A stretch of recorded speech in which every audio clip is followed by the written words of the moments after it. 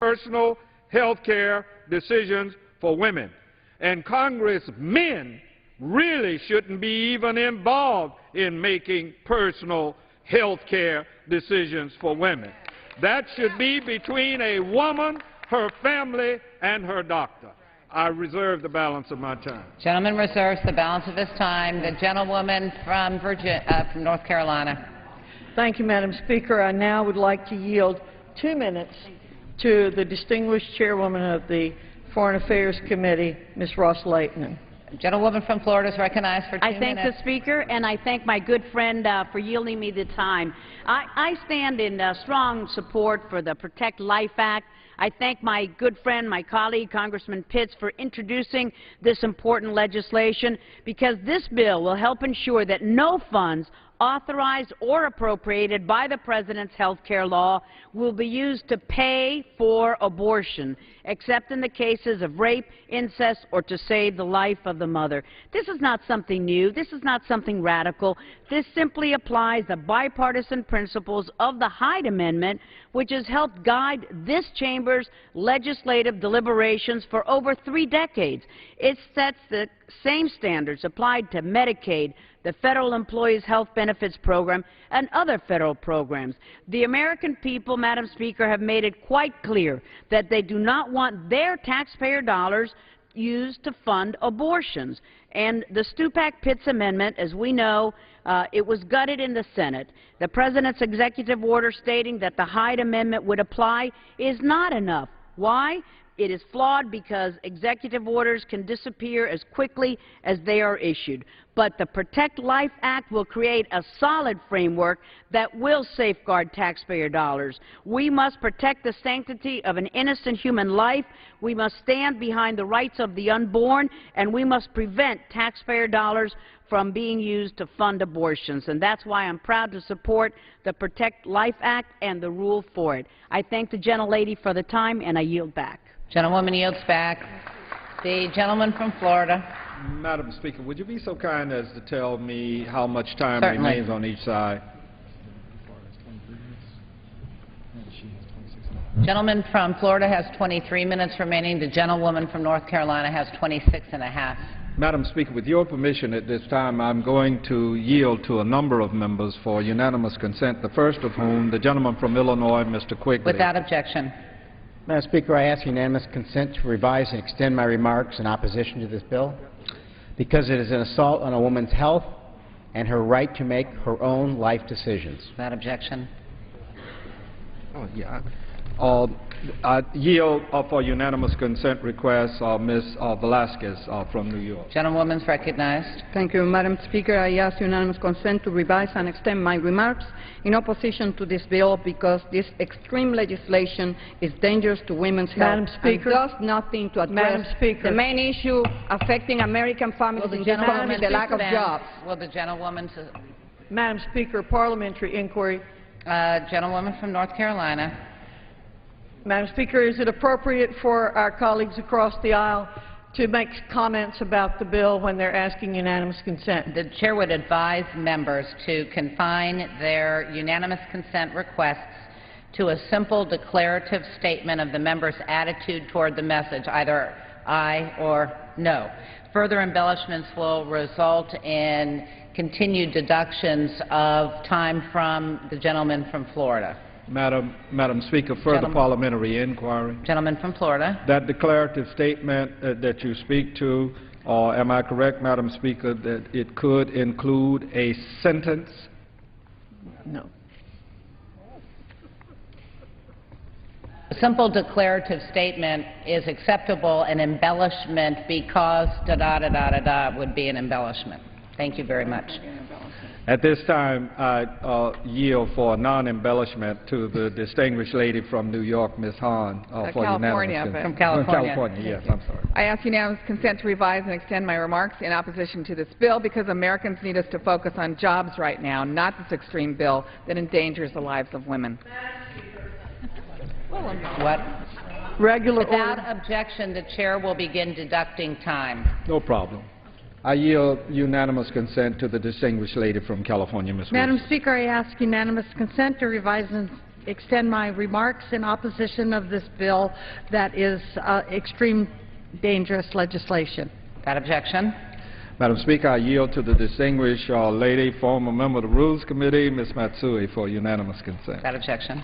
Madam Speaker, I ask unanimous consent to revise and extend my remarks in opposition to this bill because this extreme legislation is dangerous to women's health and does nothing to address the jobs crisis facing Americans today. Without objection, the gentleman will be charged.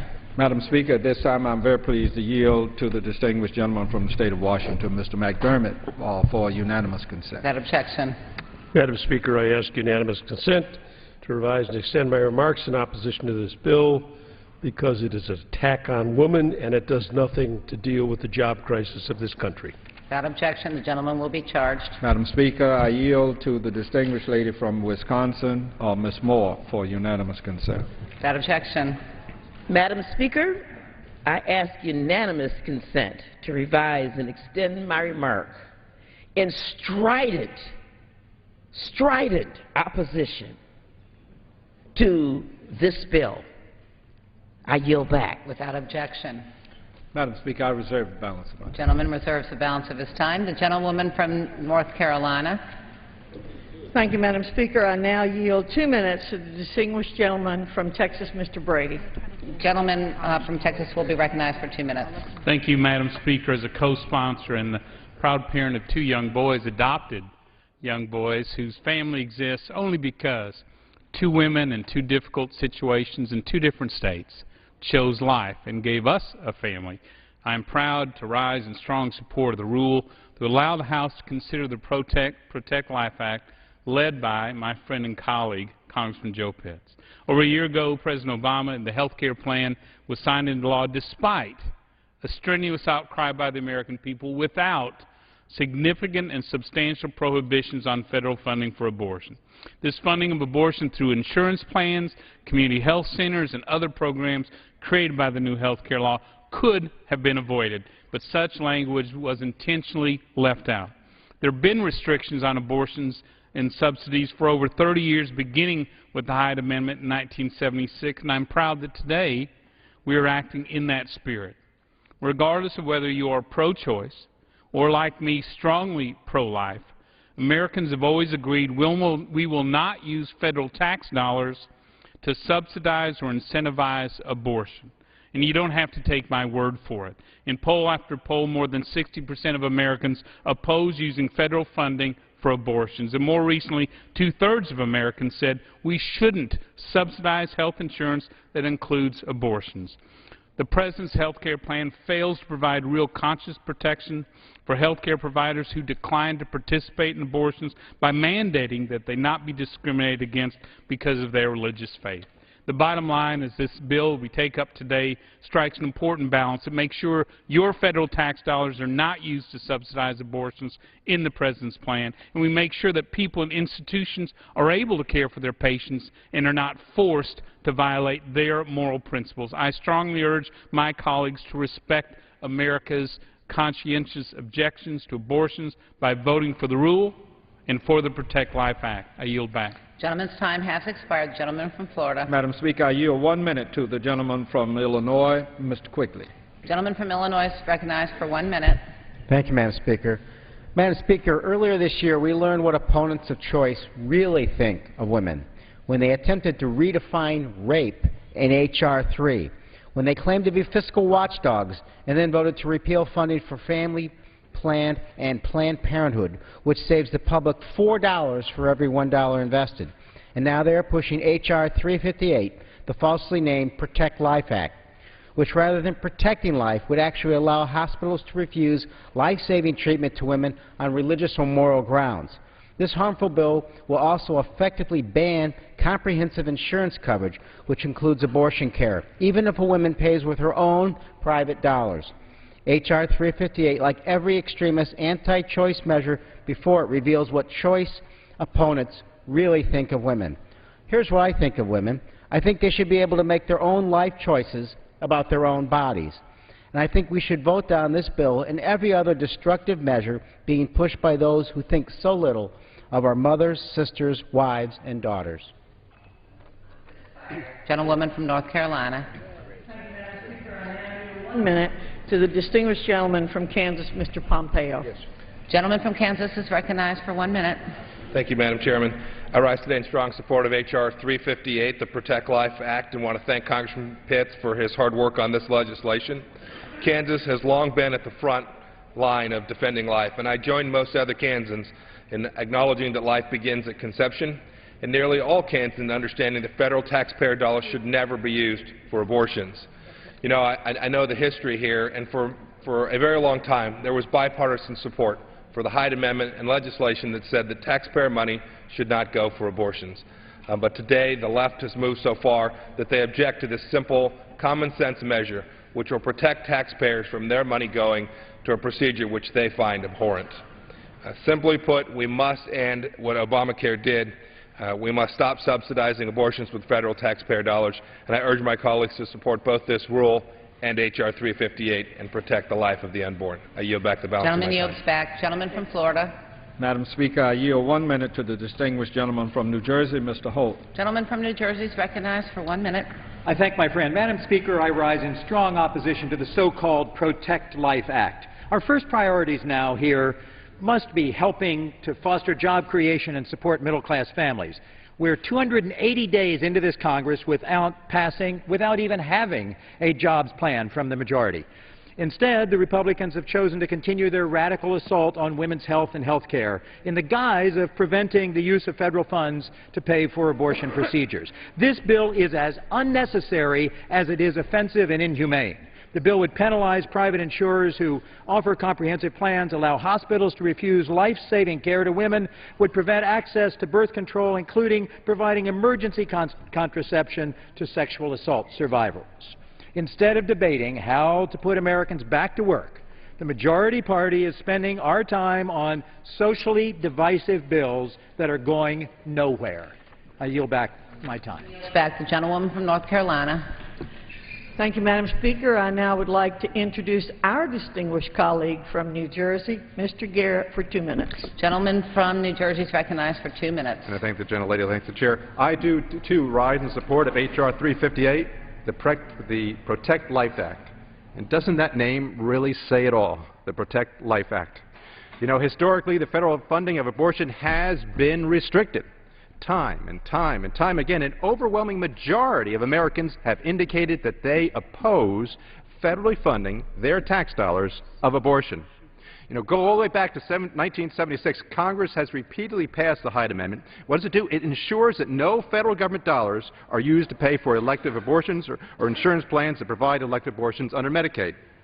Unfortunately, you know, the insurance plan that was forced through Congress this last session would now allow federal funds to subsidize, would now allow federal funds to basically support and pay for abortions on demand in America for the very first time since 1976. So the Hyde Amendment, as it stands today, only extends to HHS. But the Obama health care plan, what does it do? It exploits that loophole. As the law now stands, the government can literally force that federally funded and private health care providers cover abortion under the guise of, well, family planning or pregnant women's services or countless other euphemisms. So now my friends on the other side of the aisle, they'll say, well, that's incorrect because President Obama signed an executive order to bar abortion funding. Now, members on both sides of the aisle know that pointing to an executive order is disingenuous at best. We all know, as we come to this floor, that this executive order, the same one the Planned Parenthood Federation of America calls simply a symbolic gesture, can be completely undone by a future administration. The only way, literally the only way to assure that taxpayer dollars are not spent on abortions is right this way, through legislative action. President Obama's insurance plan passed Congress. It did so over the objection of the majority of the American public. And so it is time now that we come to the floor to respect that majority of Americans and ensure that they do not fund abortions simply by paying their taxes every April 15th. Therefore, I urge all my colleagues to support this bill, as I said at the very beginning, the Protect Life Act, the bill that says it all. Gentleman's time has expired. The gentleman from Florida. Madam Speaker, I yield 1 minute to the distinguished gentlewoman from Massachusetts, Ms. Sung. Gentlewoman from Massachusetts is recognized for 1 minute.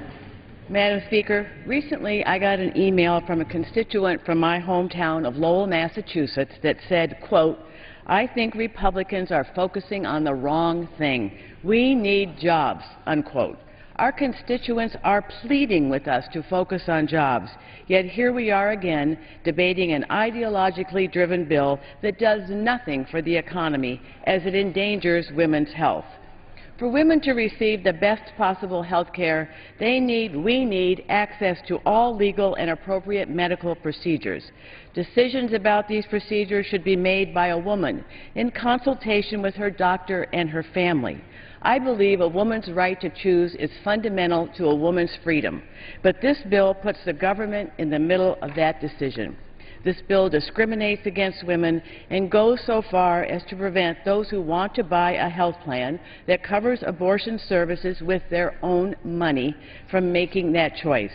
This bill also permits hospitals and hospital workers to choose to deny women care that could save their lives, putting ideology above women's health. Let's focus on the right thing and vote down this bill. Gentlewoman, excuse me, his time is expired. Gentlewoman from North Carolina.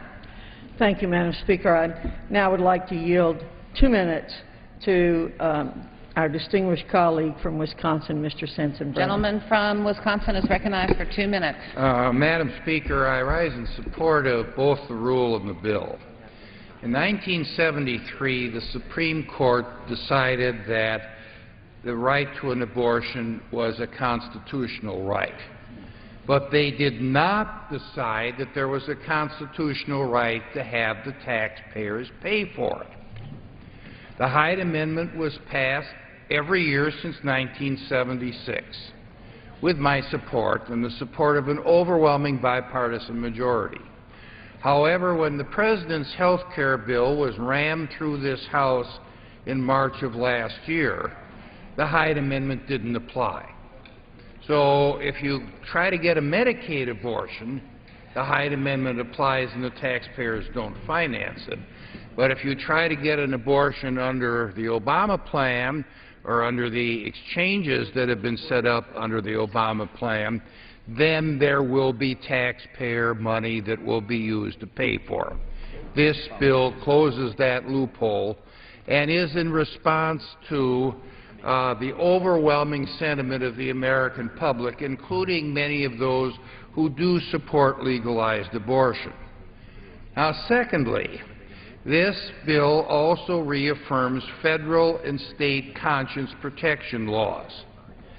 The Supreme Court, when it decided Roe versus Wade, did not force people to choose between their faith and their job if they have religious objections to abortion. This protection is not afforded in the Obama health care bill. This legislation closes that loophole. We've heard a lot about jobs from people on the other side of the aisle that don't want to talk about the fact that this legislation shuts the door to the 2 loopholes that I've just described. Maybe there will be more unemployment if someone who has a license to practice medicine or is in the health care profession is told that they have to violate the tenets of their religion in order to keep their job. Now, we have a choice. We have a choice of freedom and liberty by closing the loopholes and passing the bill or not. I urge support of the bill. Gentleman's time has expired. The gentleman from Florida. Madam Speaker, I yield to the distinguished lady from New York the prerogative of offering unanimous consent. Without objection. Thank you. I ask unanimous consent to place in the record my opposition to this attack on women's access to reproductive health services and our fundamental right to life-saving medical care. Thank you. Without objection. Madam Speaker, I'm very pleased to yield to the distinguished woman from Connecticut, Ms. DeLauro, 1 minute. Gentlewoman from Connecticut is recognized for 1 minute. This bill threatens the health and basic rights of American women. The majority is once again trying to embed their divisive ideological preferences into law. They are trying to impose their backward view of a woman's role on everyone else, forcing women back into traditional roles with limited opportunities. They need to trust and respect American women. The bill goes beyond prior legislation. It bans working women access to a legal medical procedure. It denies all but the wealthiest women their choice in health services. It puts the government between a woman and her doctor. It allows hospitals to deny life-saving care to women. We should be standing up today for the middle class by working to create jobs, not trying to prevent women access to life-saving health services. This bill is an affront to women's health. I urge all of my colleagues to oppose it, and I yield back the balance of my time. Gentlewoman's time has expired. The gentlewoman from North Carolina. Thank you, Madam Speaker. I yield myself such time as I may consume. Gentlewoman's recognized. Madam Speaker, I'm a little appalled at some of the comments that I've heard across the aisle, especially those that say that talking about jobs is more important than talking about saving lives. I don't believe there are many Americans who would agree with our colleagues who say that. We in this country pride ourselves on saving lives at every opportunity, both humans, animals, any form of life. And I believe this is a worthy debate for us to be having today. But, Madam Speaker, the Republican-led House has also been working hard to rein in out-of-control government spending and represent the majority of the American people who elected us. And we know that by reining in spending, we can do something to help create jobs. So we are not a one-note party. We understand we can do both of those things. And the bill before us today is a continuing effort to steward the taxpayer money wisely, represent the majority of Americans who believe taxpayer money should not be used to pay for elective abortions, and thereby protect innocent life. Last year, as others have said, the liberal Democrats rammed through their health care overall legislation and refused to include standard pro-life protections that have had broad bipartisan support in the past. The rule before us today provides for consideration of H.R. 358, the Protect Life Act, which prohibits taxpayer funding for elective abortions under Obamacare and also prohibits the federal government from forcing private insurance companies to offer plans that cover elective abortions. It does not take away any rights of women. In addition, the underlying bill ensures that taxpayer subsidies for purchasing health insurance plans on the Obamacare exchanges are not used to pay for plans that cover elective abortions and does not allow the federal government to administer health plans that cover elective abortions. This is consistent with the history in our country of not using taxpayer funding for elective abortions. Finally, the bill provides for conscience protections for pro-life health providers and entities to ensure they're not discriminated against for their pro-life beliefs and practices. This bill has gone through regular committee consideration and passed the House Energy and Commerce Committee on February 15th with bipartisan support. The need for this legislation is critical, as the Institute of Medicine recommended in July that what has been come to be called Obamacare should cover emergency contraception with no copay or deductible. Many pro-life conservatives are concerned that this recommendation is a slippery slope to, again, what has been known as Obamacare, mandating and covering elective abortions because the law does not contain specific, long-standing pro-life protections. A Zogby poll last year found that 77% of Americans believe federal taxpayer funds should never pay for abortion or should pay only to save the life of the mother. And it is unacceptable that the liberal Democrats ignored the will of the people last year in ramming through their government takeover of health care. As you can see, Madam Speaker, the vast majority of Americans don't want their tax dollars paying for or promoting abortion. This isn't part of a radical social agenda, as some of our friends on the left like to say. This is part of a long-standing and growing social consensus. Americans do not want their tax dollars supporting the abortion industry or promoting this terrible practice. In May, this House passed H.R. 3, the No Taxpayer Funding for Abortion Act. This legislation would codify many long-standing pro-life provisions and ensure that taxpayer money is not being used to perform abortions. H.R. 3 is now awaiting consideration in the Senate. As a proud co-sponsor of H.R. 3 and H.R. 358, I will not cease to fight to protect the lives of the unborn at every turn. Since 1973, approximately 52 million children's lives have been tragically aborted in the United States. Until we have a permanent prohibition on taxpayer funding of abortion and protections for health care providers who cherish life, I will continue to offer and support efforts to protect taxpayers, families, and children from the scourge of abortion. The unborn are the most innocent and vulnerable members of our society, and their right to life must be protected. Yesterday in the Rules Committee, our friends across the aisle who spoke against this rule and bill said we're bringing up, quote, hot-button social issues as diversions from the important topic of jobs. I have two responses to them on that comment. The issue of life is not a hot-button social issue. It's at the very core of our values as a country. We go to extraordinary lengths to save not only human beings, but even animals, because we value life so much. However, there are many who do not hold the unborn in the same esteem, and that is tragic for more than 1 million unborn babies every year. Therefore, Madam Speaker, I urge my colleagues to support this rule and vote in favor of the underlying bill, and I reserve the balance of my time. Gentlewoman reserves the balance of her time. Gentleman Madam Speaker, from would you tell Florida. us again how much time remains? Certainly. The gentleman from Florida has 18 minutes remaining, and the gentlewoman from North Carolina has 13 1/2. Thank you very much. I'm pleased at this time to yield one minute to the distinguished Minority Leader Gentlewoman from California is recognized. Thank you, Madam Speaker. I thank the gentleman for yielding and for giving me this opportunity.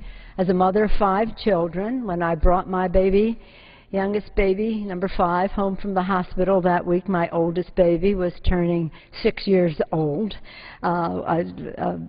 Birth of a baby is such a jubilant occasion, and women's health is essential to the health of families, of raising our children in a way that has respect for all of them. It's very interesting that we're taking this bill up now when the American people are calling out for jobs, the creation of jobs, and once again we come to the floor of the House with a major distraction that ain't going nowhere in order to cater to an extreme agenda of the Republican majority. The American people want us to take up jobs. They want us to take up the American Jobs Act, which 3/4 of the American people say they want us to consider. It would create nearly 2 million jobs. Or we could vote on the China currency legislation, which would save 1 million jobs and has the support of the majority of the members in this body, including 61 co-sponsors from the Republican side of the aisle. But again, we're instead pursuing the Republicans' ideological agenda, forcing us to relitigate a very divisive issue. Every woman in America should be very concerned about this assault on women's health. Let us begin the debate with a very clear understanding of the facts. The federal funding of abortion is already and has been for a long time prohibited under the Hyde Amendment, except in cases of rape, incest, or to save the life of the mother. Furthermore, the Affordable Care Act prohibits the use of U.S. taxpayer dollars to fund abortions. That is why the Catholic Health Association said, "We are confident that the health care reform does not allow federal funding of abortion and that it keeps in place important conscience protections for caregivers and institutions alike." I repeat, the Catholic Health Association said, "We are confident that the health care reform does not allow federal funding of abortion and that it keeps in place important conscience protections for caregivers and institutions alike. This bill is a radical departure from existing law. It represents an unprecedented and radical assault on a woman's access to the full range of health care services. For the first time, this bill places restrictions on how a woman with private insurance can spend her own private dollars in purchasing health insurance. As a result of this bill, millions of women using health insurance exchanges are likely to no longer have access to insurance policies that cover all reproductive services. Furthermore, supporters of this bill falsely claim that this bill is simply a restatement of the Stupak Amendment considered by the House in 2009. It is not.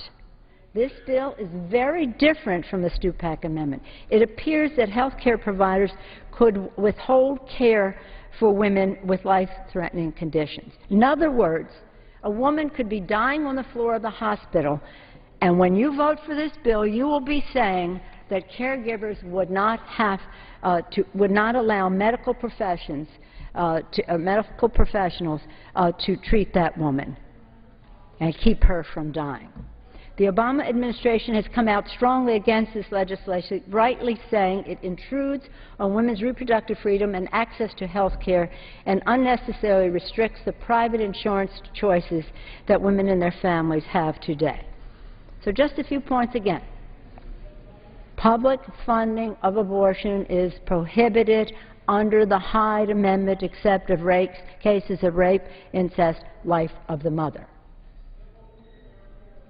The American Catholic Health Association says we are confident that the bill does not, the Affordable Care Act does not allow federal funding of abortion and that it keeps in place important conscience protections for caregivers and institutions alike. And third, it is not the Stupak Amendment. This legislation is bad public policy. It is the wrong priority for Congress. It is an assault on women's health, and women should know that. It prevents them from using their own dollars to buy their own private insurance should they be part of an exchange. I urge my colleagues to vote no and implore the Republican majority to turn their attention to what this country needs, and that is jobs, jobs, jobs, and more jobs. With that, I yield back the balance. Gentlewoman's time has expired. The gentlewoman from North Carolina. Thank you, Madam Speaker. Madam Speaker, I want to remind my colleagues across the aisle that they are entitled to form their own opinions, but they're not entitled to form their own facts, which are in opposition to what is true. Our colleagues across the aisle know that the Hyde Amendment applies only to discretionary spending, has to be introduced every year into the appropriations bill, and has never applied to mandatory spending. The Affordable Care Act is mandatory spending, and if the protection for life were in the Affordable Care Act, then why did President Obama issue his executive order saying that he was clarifying the issue of I will not yield. So I think it's very important that we get the facts out here again. Several of my colleagues have pointed those out. The gentlewoman has time on her side, and she is able to go ahead and make her points. I now would like to yield 3 minutes to my colleague from Mississippi, Mr. Nunnally. Gentleman is recognized for 3 minutes.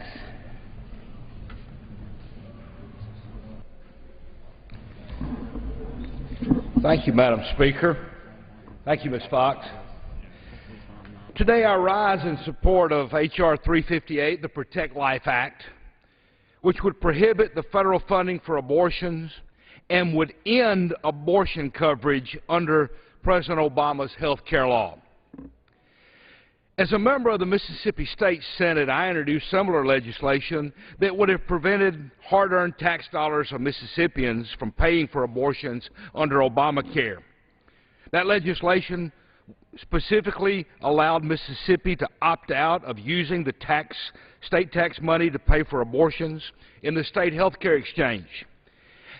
And I'm proud to say that in May of 2010, our Governor Haley Barbour signed that legislation into law, and Mississippi became the third state in the nation to approve the abortion subsidy opt-out. For 16 years, it was my privilege to stand up for life on the floor of the Mississippi Senate. And I'm proud to say that as a result of that effort, Mississippi is now one of the safest states in the nation for unborn children and one of the strongest pro-life states in the nation. Today, I'm proud to take that voice to the floor of the House of Representatives in our nation's capital. Obamacare should not have served as a vehicle for abandoning or weakening federal policies on abortion funding. Health care is about saving and nurturing, not about taking human life. Now, even though President Obama signed an executive order to address abortion funding concerns in the health care bill, an executive order is not law. The Protect Life Act would strengthen longstanding federal policies on abortions and, more importantly, would codify the principles of the President's executive order.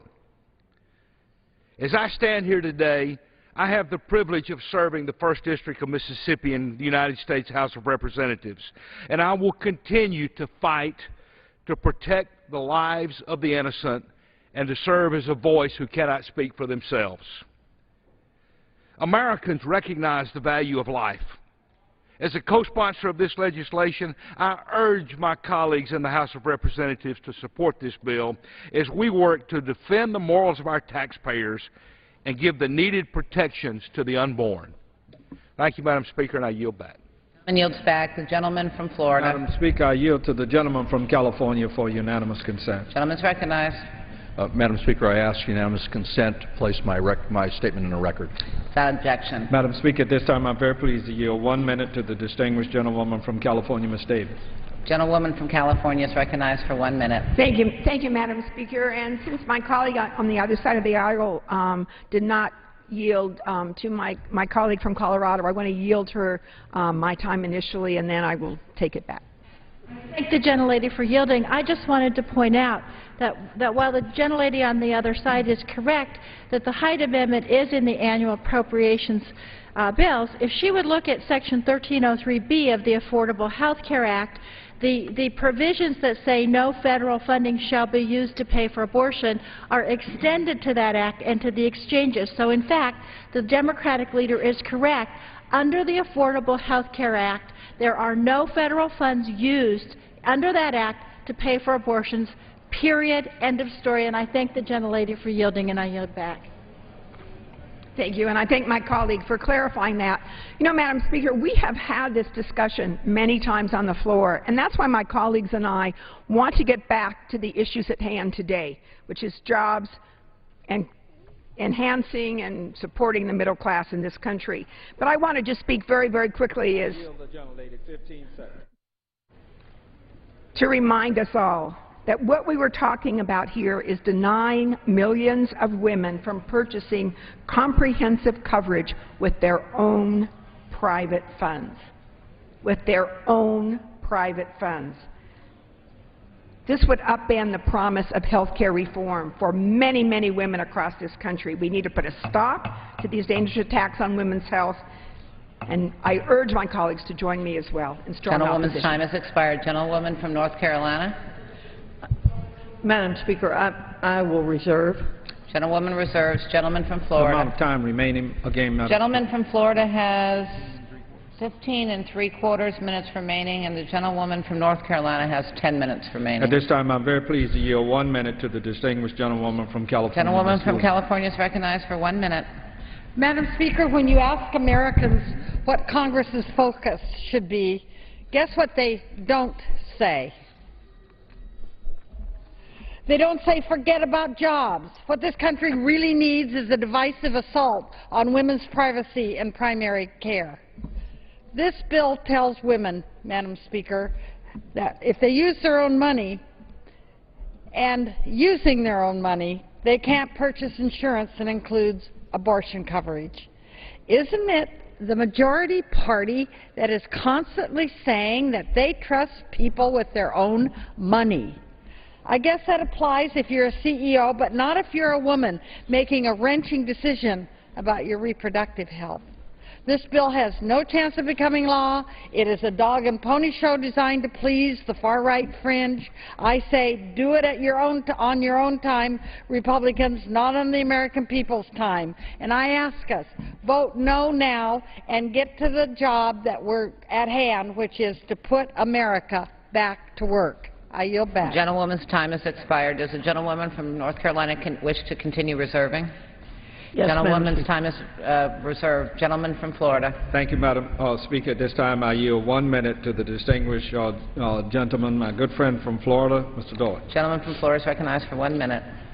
Madam Speaker, it's not news the majority refuses to address our jobs crisis.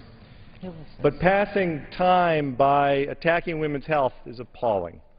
Despite Americans' overwhelming support for the American Jobs Act, today we have before us H.R. 358, a cruel attack on women's health. We could help jobless workers feed their families today. Instead, this bill grants hospitals the right to deny abortions even in life and death cases. We could cut taxes for small businesses today.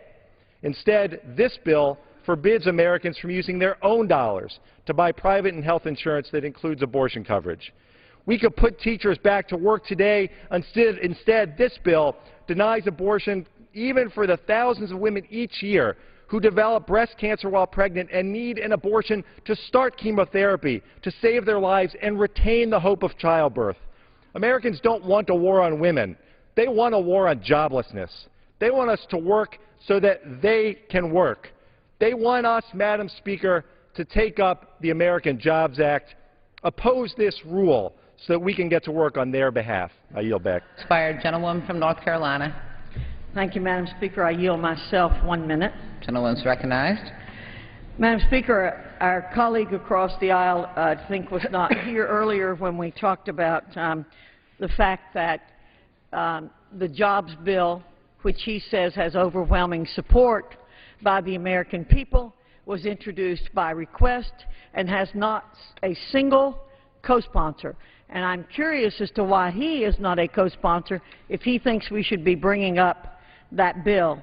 I'd also like to point out again, this bill, this rule, they're not a war on women. And if this is such a cruel act, I want to point out that this is a bipartisan bill and that the support for not giving taxpayer funding for abortions has always been nonpartisan or bipartisan in this House. This is not purely a Republican issue. I thank God every day for our colleagues on the other side of the aisle who are pro-life. Will the gentlelady yield? And with that, Will the gentlelady yield for a question? Gentlewoman yield? I reserve the balance of my time. Gentlewoman reserves the balance of her time. Gentleman from Florida. Madam Speaker, I yield to the distinguished woman from Maryland for unanimous consent, Ms. Evans. Without objection. Thank you, Madam Speaker. I ask unanimous consent to revise and extend my remarks in opposition to this bill that doesn't create jobs but strips women of appropriate reproductive health care services. Madam Speaker, I'm very pleased to yield to the distinguished lady from California, Ms. Chu, 1 minute. Gentlewoman from California is recognized for 1 minute. H.R. 358 would stop abortion coverage for millions of women. It allows doctors and hospitals to refuse treatment even if women will die without their help. This bill is so extreme, it prohibits a pregnant woman with cancer from getting an abortion so radiation can save her life. For those women, every day and every week of treatment could be the difference between life and death. If this bill passes, we will see thousands more women abandoned by their doctors, women like Stephanie, who was pregnant at 19 weeks. She came to the hospital with a 106-degree fever. The whites of her eyes were filled with blood. She was dying before her doctor's eyes. but the hospital considered the life of the fetus more important than the life of the mother and refused treatment until the fetus died. Because they delayed, Stephanie almost lost her life. This bill should really be called the Don't Protect the Life of the Mother Act. Time has expired. Gentlewoman from North Carolina. Thank you, Madam Speaker. I would now like to yield 1 minute to the gentleman from Maryland, Mr. Harris. Gentleman from Maryland is recognized for 1 minute. Thank you very much, Madam Speaker. Much has been said on the floor about perhaps taking time out from a jobs agenda to pass this bill. The fact of the matter is this bill corrects a problem with a bill that shouldn't have been discussed by the last Congress. They should have spent time dealing with the jobs issue instead of leaving it to this Congress. So we do need to make a correction. And, Madam Speaker, this one very important correction is the conscience protection in this bill. And I know as someone who's worked in the hospital where abortions are done, but they never forced me to do it because we have conscience protections in the state of Maryland. We need those kind of conscience protections for everyone in the country, so that if you don't believe in abortion, that you don't have to participate in it. That's a basic freedom, a basic religious freedom, a basic belief freedom we should protect for every single American health care provider. Madam Speaker, I'd like to introduce into the record 4 letters from people who work in facilities, from obstetricians who work in facilities, where they point out that the conscience clause is not going to harm anyone's health in this bill. There's no evidence that it will. So, Madam Speaker, in conclusion, the Conscience Protection Clause is needed. It's a correction for the work of the last Congress. We should pass this bill, and I yield back the balance of my time. Time has expired. The gentleman from Florida. Madam Speaker, I'm very pleased to yield 1 minute to the distinguished gentleman from New York, Mr. Nadler. Gentleman from New York is recognized for 1 minute. Madam Speaker, this bill seeks to undo women's constitutional rights under the guise of being about government funding for abortion. The law, unfortunately, already forbids federal funds from paying for abortions, except in the case of rape, incest, or where the woman's life is endangered. This bill goes well beyond that. It would make it virtually impossible for any of the health plans offered through the health exchanges set up as part of the Affordable Care Act to cover abortions. As the authors plainly intend, it would make it virtually impossible for most women to buy insurance coverage for abortions with their own money. The bill would also allow a doctor or hospital to refuse to provide an abortion to a woman whose life is in imminent peril. They could let that woman die right there in the emergency room, and the government would be powerless to do anything. Mr. Speaker, Madam Speaker, I remember a time not that long ago when women had no options for legal abortions and had to resort to illegal back alley abortionists. Women were butchered. Many died. Others became sterile, all because the medical care they desperately sought and the compassion they desperately needed was denied to them. No woman should be treated with this contempt. The real purpose of this bill, which denies women the right to purchase insurance coverage for legal abortions even with their own money, is to make it impossible for women to exercise their constitutional right to choose for themselves. This bill is an abomination. I urge my colleagues to vote no. Gentlewoman from North Carolina. Madam Speaker, I would like to point out to my colleague across the aisle that if we have a constitutional right for taxpayer funding of abortions, then we should have a right to taxpayer funding of guns. The Second Amendment allows us to keep and bear arms. I now would like to yield 3 minutes to our distinguished colleague from Louisiana, Dr. Cassidy. Gentleman from Louisiana is recognized for 3 minutes. Thank you, Madam Speaker. If anyone is concerned about our jobs program, go to gop.gov.jobs. That's all the bills we've introduced so far that we have passed. Most of the time you have not participated, but indeed it directly addresses the need for more jobs. Secondly, I think we may have some common ground. It just may be that we have not read the same bill. For example, folks keep saying that, that this will not allow women to purchase coverage even with their own money. May I direct folks to page 6, line 8. Premiums for such coverage or plan, goes on to say, may be used as long as it's not government money, it can be the individual's own money. Secondly, there's this kind of myth that this will prevent women from having abortions. Medicaid currently does not pay for abortions. There are many Medicaid women who get abortions. The Federal Employee Health Benefit Program does not cover abortion. I suspect, although I don't know, that there are many women covered by the Federal Employees Health Benefit Program who indeed get abortions. Empirically, we know what's being asserted is not true. Then there is the question of whether or not they're going to be denied life-saving health care. If you go to page 4, line 20, this does not apply in the case where a pregnant woman suffers from physical disorder, physical injury, or physical illness that would, as certified by a physician, place the female in danger of death unless an abortion is performed. So I think we have common ground. The leader on the other side, next point, said that this is a dramatic departure from current law. But that's kind of a curious turn of phrase, because we know that current law is the President's health care plan. It is current law that has turned upside down the equilibrium that had been reached between freedom of faith for the provider to practice versus the diktat of state as to what to provide. So, she is right. It dramatically overturns current law. That's the point, because the Affordable Care Act dramatically overturned that delicate balance. Lastly, I want to point out something else. I'm a physician. I work in a hospital for the uninsured, and I teach medical students. I was there last Monday teaching medical students.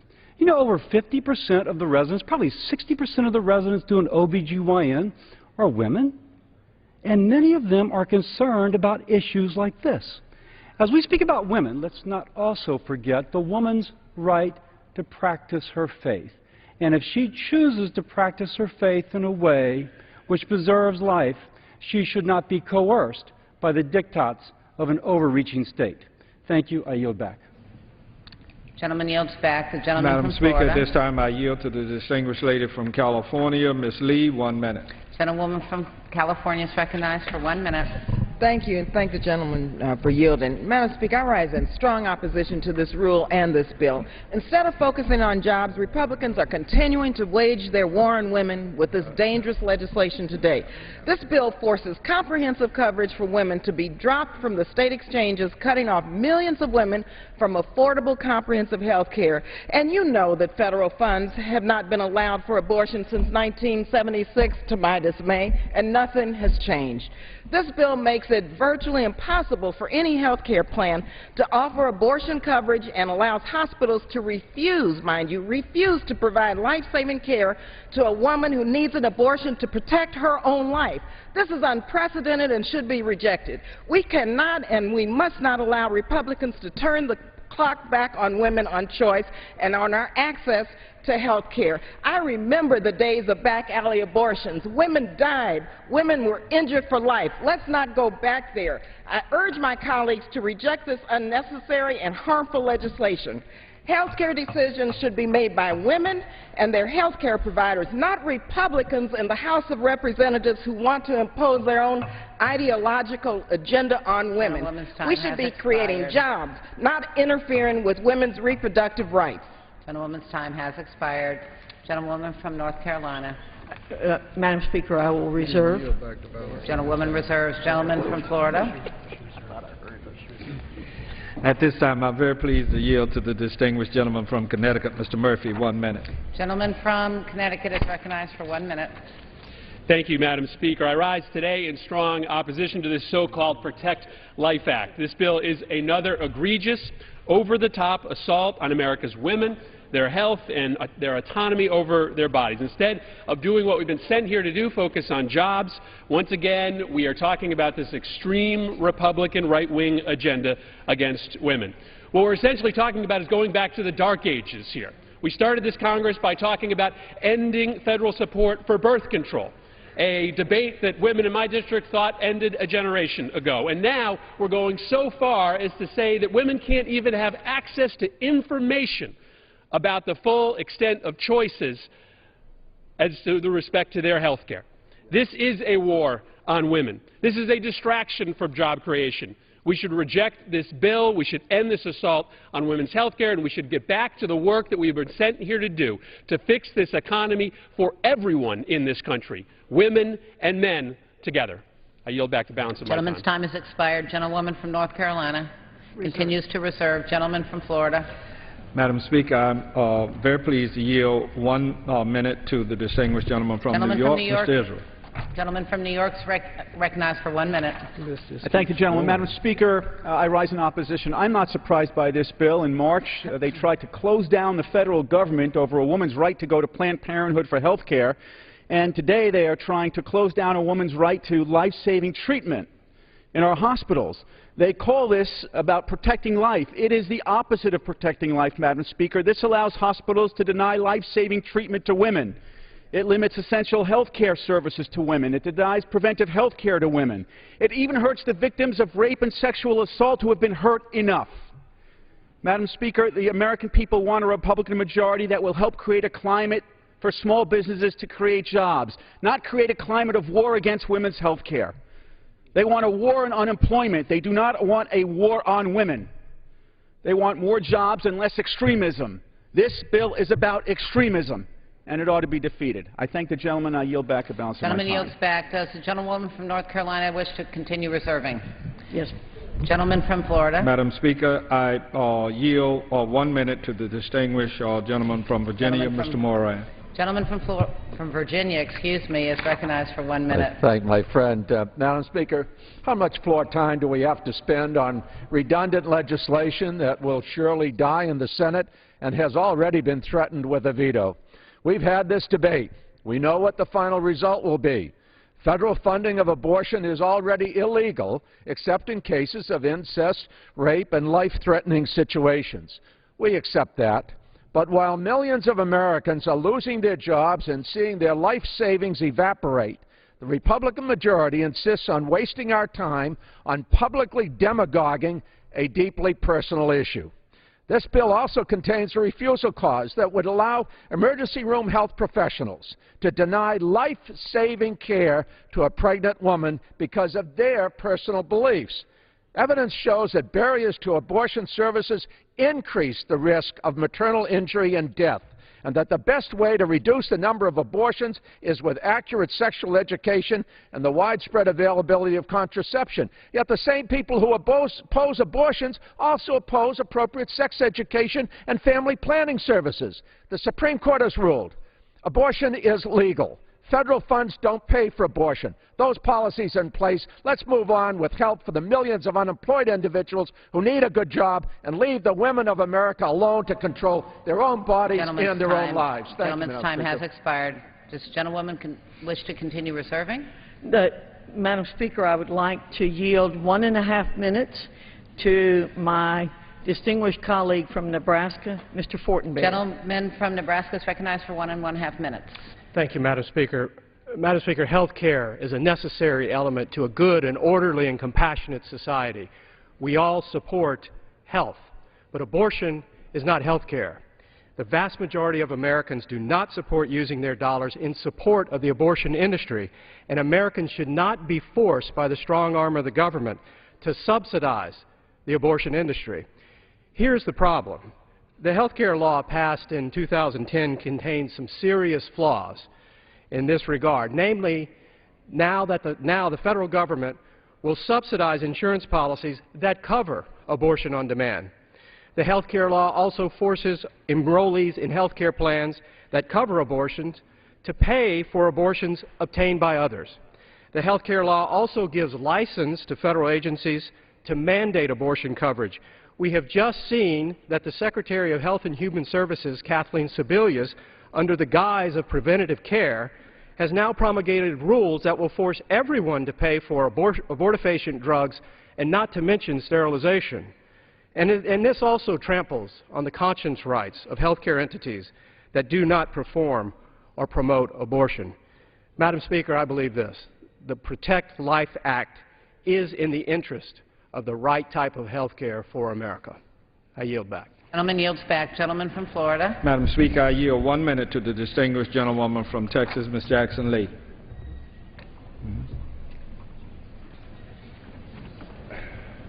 Gentlewoman from Texas is recognized for 1 minute.